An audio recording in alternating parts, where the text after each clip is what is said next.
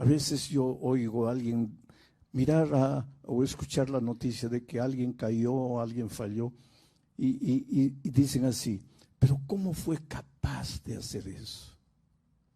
¿Cómo fue capaz? Oh, querido, ni tú ni yo sabemos de lo que somos capaces de hacer. ¿Estamos bien?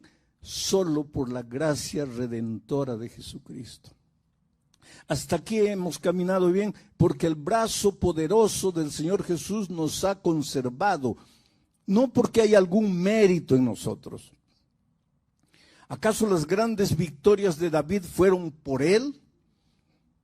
¿Qué significaba una piedrecita para derrotar a un gigante como Goliat, armado hasta los dientes? Y ni siquiera usó 5 piedras, recogió 5 piedras, pero usó apenas una. No me digas que eso fue por la técnica de él en usar la honda. No era por el entrenamiento, la capacidad, no. Fue Dios. Dios intervino paso a paso en la vida de David, mientras él tenía su mano tomado de la mano del Señor Jesús. Cuando él soltó la mano, comenzó su desgracia. Y su desgracia comenzó cuando descuidó sus responsabilidades. Su ejército estaba en el campo de batalla. Y en lugar de ir él con su ejército al campo de batalla, como lo había hecho siempre, esta vez se quedó en casa, sin hacer nada. Y durante la tarde, en lugar de levantarse y hacer alguna cosa, durmió toda la tarde. Y cuando se levantó, ni siquiera se levantó para trabajar, se levantó para pasear por el terrado de su casa. Y fue ahí que vio. David era un hombre con poder. Tú sabes que Dios confía poder a sus hijos. Todos nosotros tenemos poder. El padre tiene poder en su familia, la madre. El que trabaja en cualquier lugar tiene poder en su radio de acción. El poder de la influencia, el poder del cargo. Tenemos poder. Pero Dios nos confía el poder para edificar, para construir, nunca para destruir. Pero solo seremos capaces de edificar y construir si estamos tomados de la mano del Señor Jesús. El día que soltemos la mano de Jesús, vamos a usar el poder para el mal. Y en esta ocasión, en esta circunstancia, David había soltado la mano de Dios. Lo demás fue consecuencia. Vamos a abrir el primer texto para esta noche, en el segundo libro de Samuel. Ahí está, capítulo 11, versículo 2. Es un texto interesante. Dice, y sucedió un día,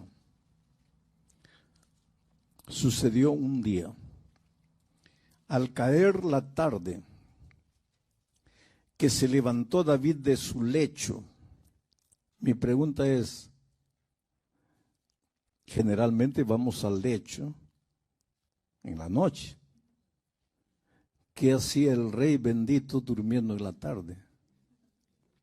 Porque el pueblo estaba en el campo de batalla.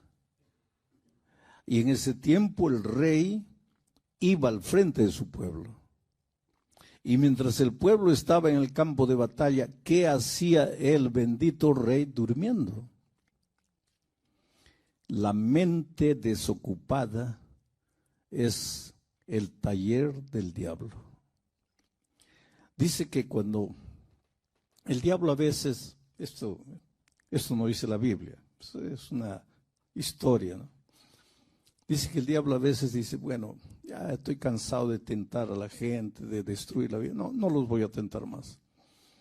Pero cuando ve a alguien sin hacer nada, cuando ve a alguien con la mente desocupada, el pobre diablo dice así: pero es que he prometido que yo no los voy a tentar más. Pero cuando ve una mente desocupada, el pobre no puede resistir la tentación y cae y tenta. Una mente desocupada es taller del enemigo. Generalmente la tentación aparece cuando no estás haciendo nada. Por eso es que tenemos que estar con nuestra mente siempre ocupada en cosas buenas, en cosas que edifican, en cosas nobles. Pablo dice: si hay algo bueno, si hay algo digno de alabanza, en esto pensad. Pero sucedió un día, al caer la tarde, que se levantó David de su lecho y se paseaba sobre el terrado de la casa real y vio desde el terrado a una mujer que se estaba bañando, la cual era muy hermosa. El problema no fue la hermosura de la mujer. El problema tampoco fue que se estaba bañando. Ni el problema fue que él la vio. El problema es que él estaba sin hacer nada, paseándose en el terrado de la casa, de un lado para otro, sin saber en qué pensar. Su ejército allá en el campo de batalla, y él, que debería estar al frente del campo de batalla, durmiendo en la tarde. Ahora, ¿ustedes creen que David se va a salvar o no? Claro que se va a salvar. ¿Cuántos salmos de la Biblia fueron escritos por David? David, ¿cuántos sermones has escuchado acerca de David? David es una fuente de inspiración para mucha gente. Por lo menos para mí lo es. Ustedes saben que Jesús vino de la descendencia de David. ¿No podría haber escogido Dios para ser ascendiente de David alguien que no tuviera el pasado negro que tuvo David? Otra cosa, la Biblia está llena de historias. Dios no podría haber seleccionado solo las historias inspiradoras para colocar en la Biblia, para que cada vez que leyésemos la Biblia nos sintiésemos inspirados a hacer cosas buenas. Podría. ¿Por qué Dios registró en la Biblia historias terribles? Si ustedes leen la Biblia de Génesis hasta el Apocalipsis, vas a encontrar algunas historias que literalmente te da repugnancia. ¿Cómo es que los seres humanos fueron capaces de hacer eso? Y muchos de ellos van a estar en el reino de los cielos. ¿Cuál es la explicación?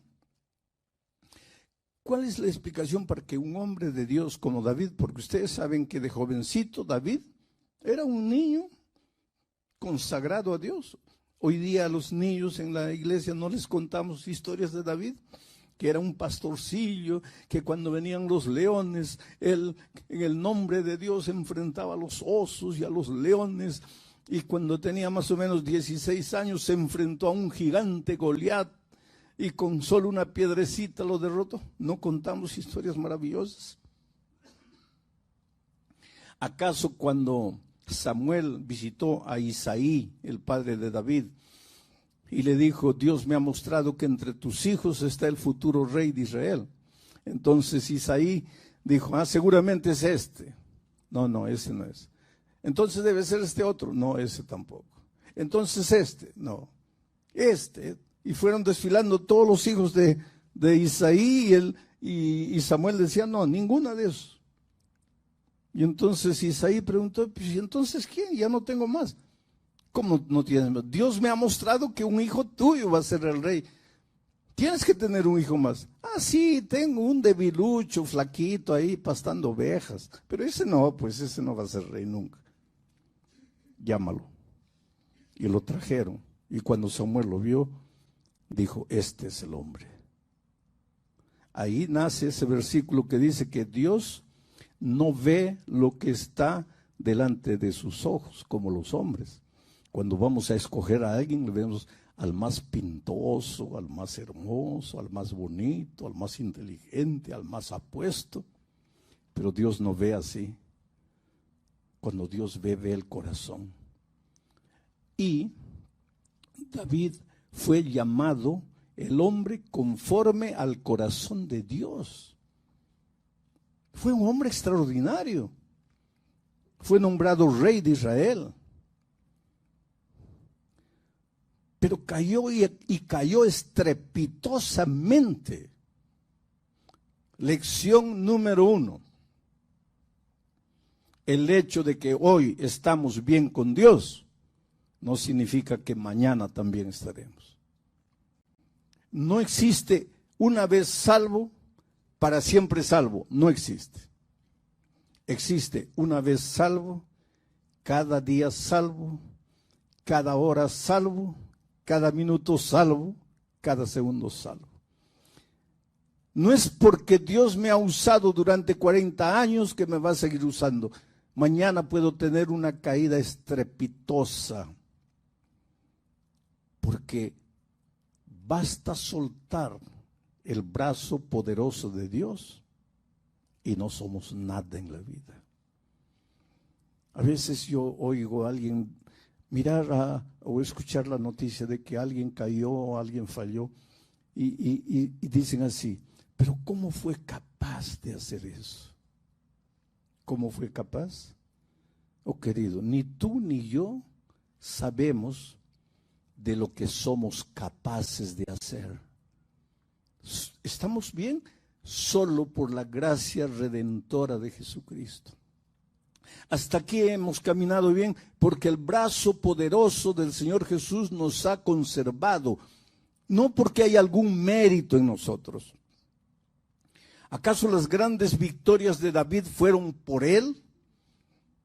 ¿Qué significaba una piedrecita para derrotar a un gigante como Goliat, armado hasta los dientes? Y ni siquiera usó 5 piedras, recogió 5 piedras, pero usó apenas una. No me digas que eso fue por la técnica de él en usar la honda. No era por el entrenamiento, la capacidad, no. Fue Dios.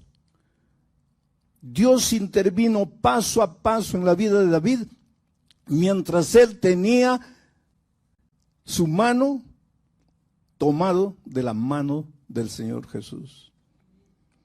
Cuando él soltó la mano, comenzó su desgracia.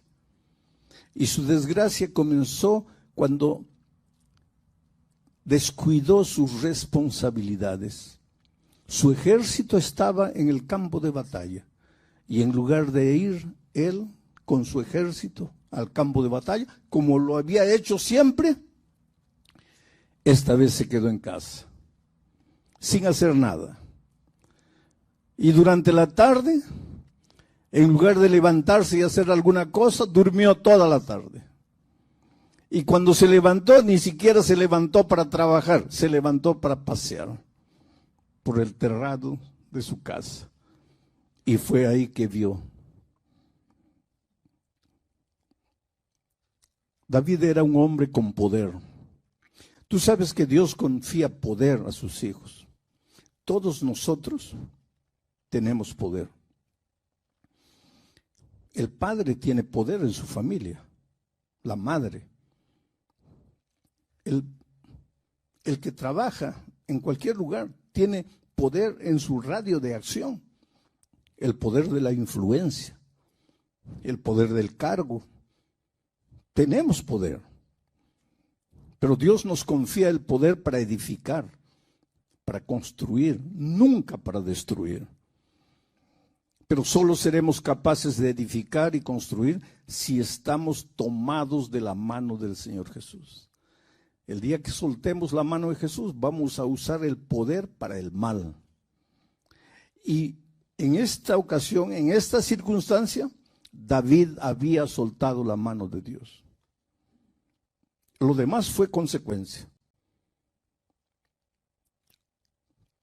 Mandó llamar a la mujer porque él tenía poder, era el rey. ¿Quién le podía decir no al rey? Cometió adulterio.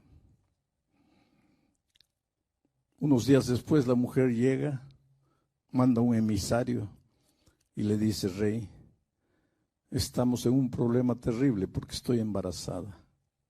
Y hace meses mi esposo está en la batalla. ¿Qué explicación tengo? No sería motivo para que él se arrepintiera y llorara y pidiera perdón, pero no lo hizo. Tenía poder y usó mal el poder. Mandó traer al esposo de Betsabé y le dijo: mira, ven, ve a tu casa, estás tanto tiempo en el campo de batalla, ve a tu casa, duerme con tu esposa. Miren la manipulación del poder. Pero el esposo de Betsabé, un general del ejército de David, dijo: no, señor, ¿cómo voy a ir a dormir a mi casa mientras mis soldados están en el campo de batalla? El rey, la historia es grotesca y está en la Biblia. ¿Por qué Dios ha registrado historias grotescas en la Biblia? Por un motivo. Porque Él quiere que nosotros aprendamos de las cosas buenas y aprendamos de las cosas malas. Evitemos los errores de los hombres que fallaron y sigamos el ejemplo de los hombres y las mujeres que acertaron. La Biblia no esconde la humanidad de los seres humanos. La Biblia no disfraza. La Biblia es clara. Porque Dios entiende mejor que nadie al ser humano y Dios sabe que una de las mejores maneras de enseñar es a través de las historias. Es por eso que cada noche yo cuento algunas historias, porque estoy reforzando los conceptos teóricos a través de las historias. Esta noche ni necesito una historia porque la historia es bíblica. David hizo de todo para que el general fuese a la casa a dormir con la esposa, pero no consiguió. Y al no conseguir, le dijo: entonces vuelve al campo de batalla. Pero agarró a otro general y le dijo: mira, cuando se descuida, mándalo matar. Y mataron. O sea, David no solo adulteró, David usó el poder, usó la intriga política, usó el asesinato. Un hombre que de joven, de niño, fue un extraordinario hombre de Dios. Soltó el brazo de Dios y se arruinó, se hundió. Es por eso que te digo, ni tú ni yo tenemos la mínima idea de a dónde podemos llegar si soltamos el brazo poderoso de Jesús. La historia es muy triste. El esposo de Betsabé murió y ahora David va delante del pueblo y le dice: mira, mi general ha muerto en batalla, ha dejado una viuda, lo mínimo que puedo hacer es casarme con la viuda. Y lógicamente el pueblo aplaude. Qué héroe, qué hombre noble. Pero tú y yo conocemos la historia. Un día, Dios envió al profeta Natán a visitar a David. Miren cómo somos los seres humanos. Y el profeta Natán le dijo: David, necesito tu ayuda. Ahí el rey, así somos los líderes. Necesitas mi ayuda. Bueno, siéntate, habla ahí, estoy listo aquí para ayudarte. Natán supo llegar. Necesito tu ayuda. Muy bien, habla, dime, ¿cómo te puedo ayudar? Y le dice: te voy a contar una historia. En un pueblo había un hombre rico que tenía muchas ovejas. Y había un hombre pobre que tenía solo una ovejita. Un día llegó llegaron a visitar a la casa del hombre rico y teniendo muchas ovejas, en lugar de matar una de sus muchas ovejas, mandó matar la única ovejita del hombre pobre. Rey, ¿qué deberíamos hacer con este hombre? El rostro de David se encendió de ira, porque cuando se trata de hacer justicia con los otros, ahí estamos listos, ¿no? Cuando se trata de levantar la mano para disciplinar a otros, se llenó de ira y dio la sentencia. Ese hombre tiene que morir. Y el profeta lo miró y le dijo, mi rey, ese hombre eres tú. Tenías todas las mujeres del reino y te robaste la única esposa de tu general. Se confrontó con su pecado. No tenía dónde ir, no tenía dónde correr. En una noche oscura salió y corrió y corrió y corrió. Por primera vez tuvo una noción correcta de su situación, de su actitud. Entró a una cueva, se arrodilló en esa cueva llorando, derramando el alma a Dios.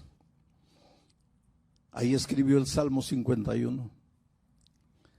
En ese Salmo 51 él confiesa a Dios, Señor, soy una miseria, no valgo para nada.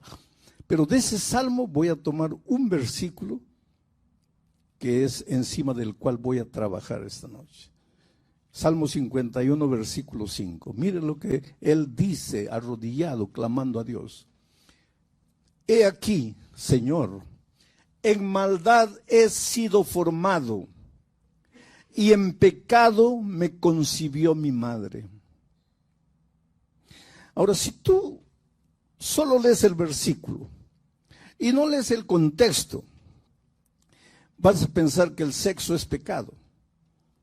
Y porque la mamá y el papá tuvieron una noche de sexo, él nació y que él considera que es fruto de pecado. Pues es una visión completamente distorsionada de la palabra de Dios. Él no está hablando de eso. Él está hablando de la naturaleza pecaminosa del ser humano.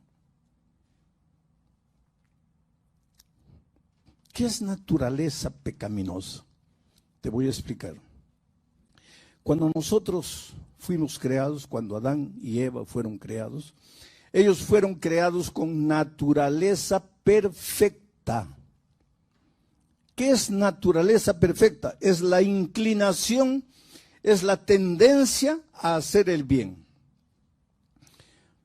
Así como para ti es fácil respirar, es natural respirar, para Adán y Eva, con la naturaleza perfecta con que fueron creados, era natural obedecer. Desobedecer era contra su naturaleza. Y ahora vas a preguntar, ¿y entonces por qué pecaron? De cierta manera, cuando Adán y Eva desobedecieron, fueron contra su naturaleza, porque ellos tenían naturaleza perfecta. Pero entonces sucedió un misterio. El ser humano perdió la naturaleza perfecta y adquirió una naturaleza extraña, mala, perversa, que se llama naturaleza pecaminosa. Y después, cuando los seres humanos comenzaron a nacer, todos vinimos al mundo trayendo la naturaleza pecaminosa. Pastor, ¿qué es la naturaleza pecaminosa? Lo contrario de la naturaleza perfecta. O sea, con la tendencia, con la naturaleza pecaminosa, lo que es natural, lo que es simple, lo que es fácil, es desobedecer, es fabricar el mal, es andar en los caminos del mal. Lo que es difícil, y yo diría imposible, es obedecer. Eso ya es contra nuestra naturaleza, la obediencia. Lo que es natural para el hombre caído es la desobediencia. Todos nosotros hemos venido al mundo trayendo la tendencia al mal. Somos pecadores desde que nacemos. A veces los adultos tenemos dificultad en entender eso, pero desde que nacemos ya traemos el egoísmo arraigado en nuestro ser, en nuestra naturaleza. ¿Y quieres probar? Dale la mamadera a tu hijito, no quiere. Dale, no quiere. Entonces toma la mamadera y dale al otro, ahí él quiere. Y tú te ríes, ¡ay, qué bonito! ¿Pero qué es eso? Eso es el egoísmo natural. Él no lo hace pensando, está dentro de él. Solo que cuando vamos creciendo, dejamos de ser niños, nos volvemos adolescentes, jóvenes, adultos. Aprendemos a disfrazar nuestra naturaleza egoísta.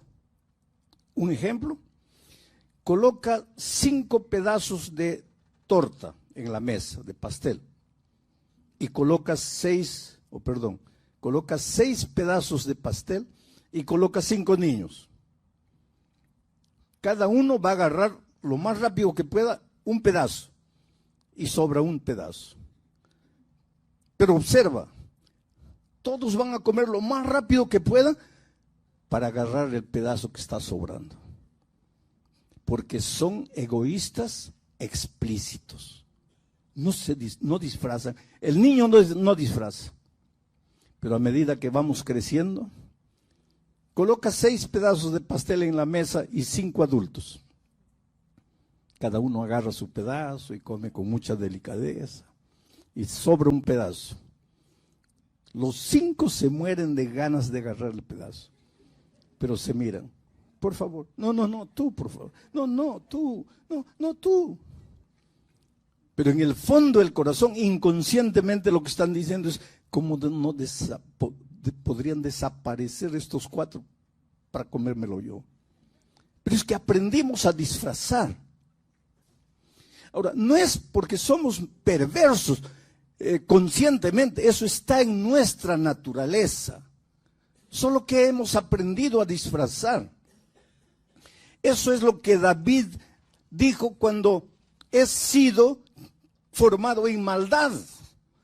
Ya he venido al mundo trayendo la naturaleza pecaminosa desde mi concepción. Yo ya vine al mundo trayendo esta naturaleza mala. Y Pablo en cierta ocasión en Romanos capítulo 7 lloró y dijo, yo no entiendo mi vida.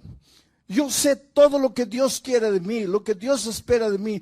Yo trato de hacer lo que Dios quiere, pero cuando me doy cuenta, ya estoy haciendo todo lo contrario. Y si estoy haciendo lo que no quiero, porque lo que yo quiero es esto, pero estoy haciendo lo que no quiero, entonces quien hace esto ya no soy yo, sino el pecado que está dentro de mí. ¿De qué está hablando? De la naturaleza perversa que todos traemos al mundo. Y entonces Pablo llega a un momento y se desespera y dice, miserable hombre que soy, ¿quién me librará de esto? Y la experiencia de Pablo es la tuya y es la mía. Nosotros sabemos lo que Dios quiere. Tratamos de hacer lo que Dios quiere. Pero cuando nos damos cuenta ya estamos yendo para allá. Y nos desesperamos. Y lo que pensamos es, yo no valgo para nada, mi palabra no vale para nada, le he prometido a Dios 1000 veces, pero yo soy débil, yo no puedo cumplir. No te desesperes, querido. Lo que tienes que aprender, lo que tienes que entender, es cómo se vive con la naturaleza mala que está dentro de mí. ¿Por qué? Porque hasta cuando Cristo vuelva, todos nosotros vamos a cargar esa naturaleza mala, todos. Y mientras carguemos esa naturaleza perversa, al menor descuido, vamos a descender a lo profundo del abismo. Y esa lucha va a ser hasta cuando Cristo vuelva. Porque cuando Cristo vuelva, Pablo dice, esto mortal será vestido de inmortalidad, y esto corruptible será vestido de incorruptibilidad cuando Cristo vuelva. Pero en la conversión ya no cambié. No, te voy a explicar lo que pasa en la conversión. Si tú naces con naturaleza pecaminosa, con tendencia pecaminosa, tú no tienes la naturaleza que quiere vencer, tienes la naturaleza propia del ser humano de pecado. Pero un día te encuentras con Cristo y aceptas a Jesús como tu Salvador y le entregas tu vida. ¿Sabes lo que el Señor Jesús hace? Coloca en tu corazón la naturaleza de Cristo. Pablo le llama eso la mente de Cristo. Solo que esa mente de Cristo, esa naturaleza de Cristo en ti, es como un nené recién nacido. A partir del momento de tu conversión, tú pasas a ser un ser humano con dos naturalezas. Una vieja naturaleza perversa y una naturaleza recién nacida, la nueva criatura en Cristo. Y a partir de ese momento hasta la vuelta de Cristo, esas dos naturalezas van a luchar. La naturaleza vieja perversa va a querer apoderarse de tu vida. La naturaleza de Cristo también va a apoderarse de tu vida, va a querer. Un joven un día me dijo, pastor, cuando yo no era convertido, cuando yo no conocía a Jesús, yo era feliz a mi manera.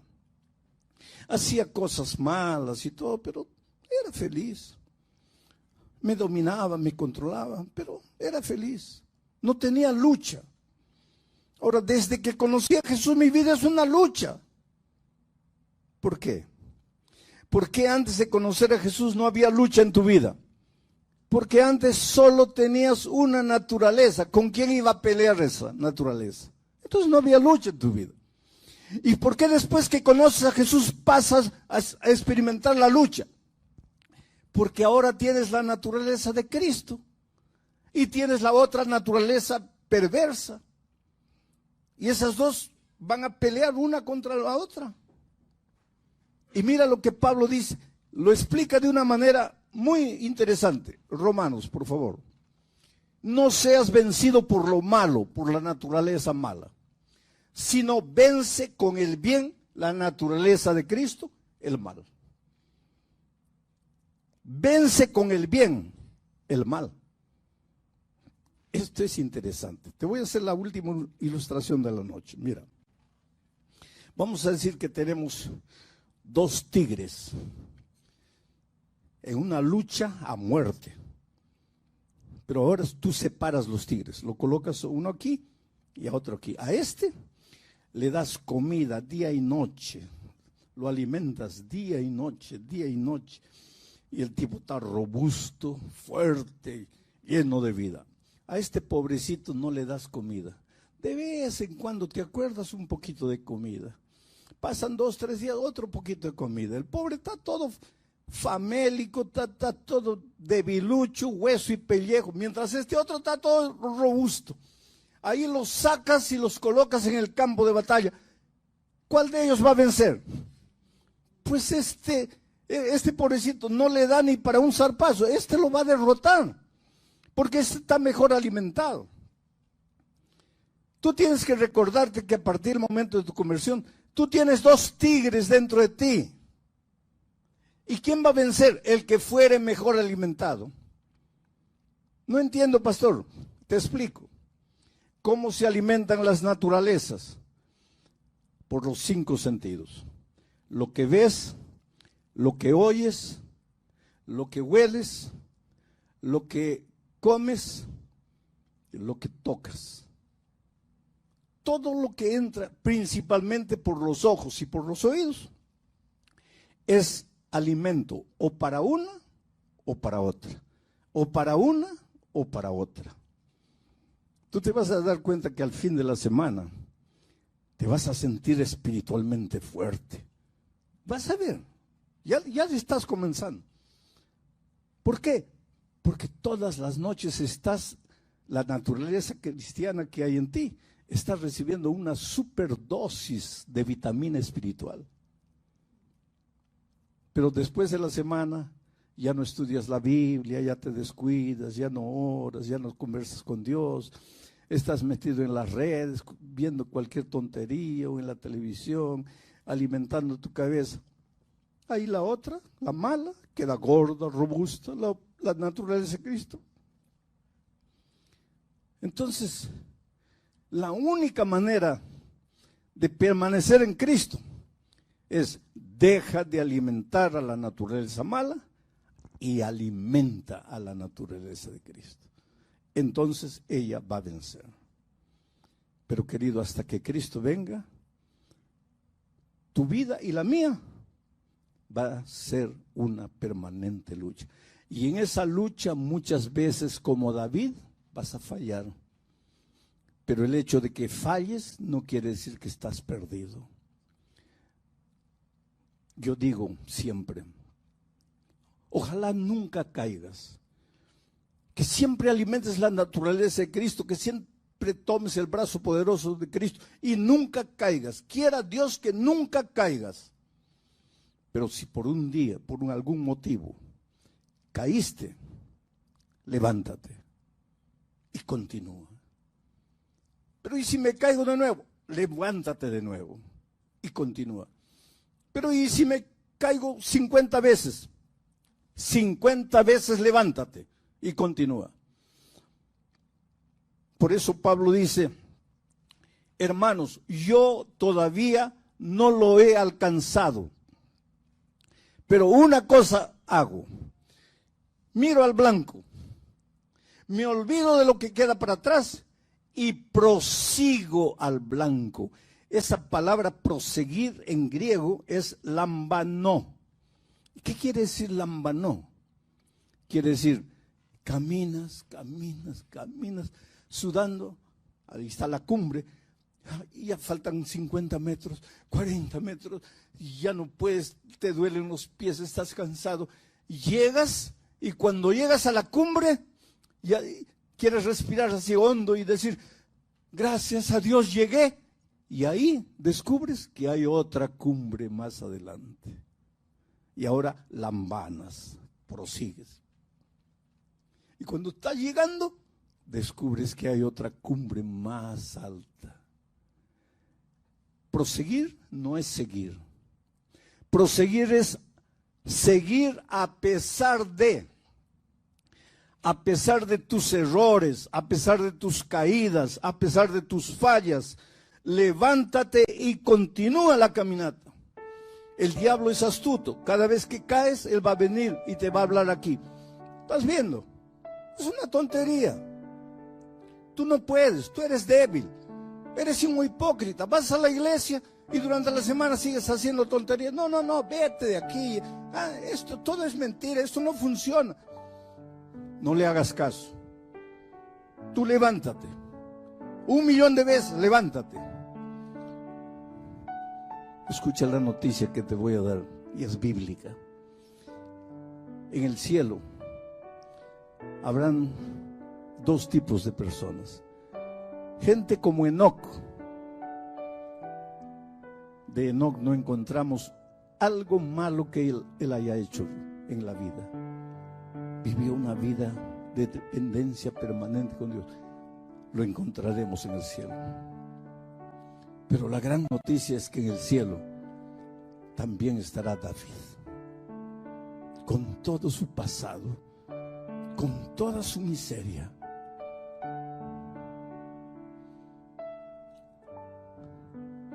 Y será emocionante abrazar a Enoc, pero será más emocionante abrazar a David, porque le diremos, David, yo te entiendo, porque yo como tú fallé y fallé terriblemente. Pero gracias a Dios, el Dios que te levantó, me levantó a mí también. Y el Dios que te hizo llegar al cielo por gracia me ayudó a llegar aquí. Si un día eres salvo, no será por tu fuerza de voluntad, no será por tu dominio propio, será únicamente por la gracia maravillosa de Cristo.